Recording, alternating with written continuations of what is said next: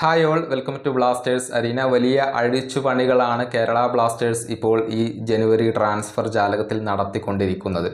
10 ട്രാൻസ്ഫറുകൾ ആകെ നടന്നു കഴിഞ്ഞു.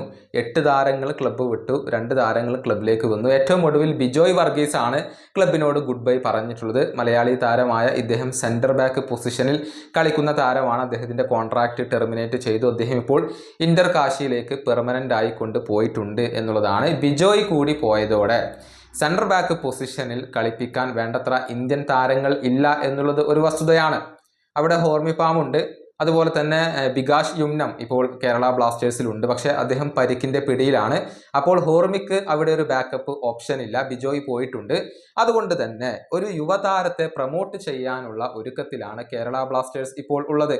കേരള ബ്ലാസ്റ്റേഴ്സിന്റെ റിസർവ് ടീം അംഗമായ തോമസ് ചെറിയാനെ ഇപ്പോൾ കേരള ബ്ലാസ്റ്റേഴ്സ് പ്രൊമോട്ട് ചെയ്തേക്കും, സീനിയർ സ്ക്വാഡിലേക്ക് പ്രൊമോട്ട് ചെയ്തേക്കും എന്നുള്ള റിപ്പോർട്ടുകൾ ഇപ്പോൾ പുറത്തേക്ക് വരുന്നുണ്ട്. തോമസ് ചെറിയാൻ വളരെ പ്രതിഭാധനനായ ഒരു യുവതാരമാണ്. 19 വയസ്സുകാരനായ ഇദ്ദേഹം അണ്ടർ 20 ഇന്ത്യൻ ടീമിന്റെ ക്യാപ്റ്റൻ ആയിട്ടുണ്ട്. അത്രയും മികച്ച ഒരു താരമാണ് ഇദ്ദേഹം. ചെറിയ പ്രായത്തിൽ തന്നെ വളരെയധികം എക്സ്പീരിയൻസ് ഉണ്ടാക്കിയെടുക്കാൻ തോമസ് ചെറിയാന് കഴിഞ്ഞിട്ടുണ്ട് എന്നുള്ളതാണ്. ഏതായാലും അദ്ദേഹത്തെ പ്രൊമോട്ട് ചെയ്യും എന്നാണ് ഇപ്പോൾ അറിയാൻ കഴിയുന്നത്. പക്ഷേ അക്കാര്യത്തിൽ ഒഫീഷ്യൽ സ്ഥിരീകരണങ്ങൾ ഒന്നും വന്നിട്ടില്ല. നമുക്കറിയാം, റിസർവ് ടീമിൽ നിന്നും പലപ്പോഴും മികച്ച താരങ്ങളെ, യുവതാരങ്ങളെ കേരള ബ്ലാസ്റ്റേഴ്സ് സീനിയർ സ്ക്വാഡിലേക്ക് കൊണ്ടുവരാറുണ്ട്.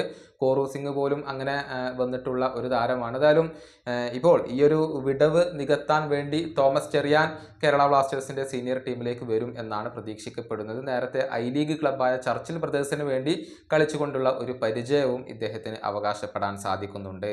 ഈ വീഡിയോയുടെ അവസാനിപ്പിക്കുന്നു. അടുത്ത വീഡിയോയുമായി വീണ്ടും കാണാം.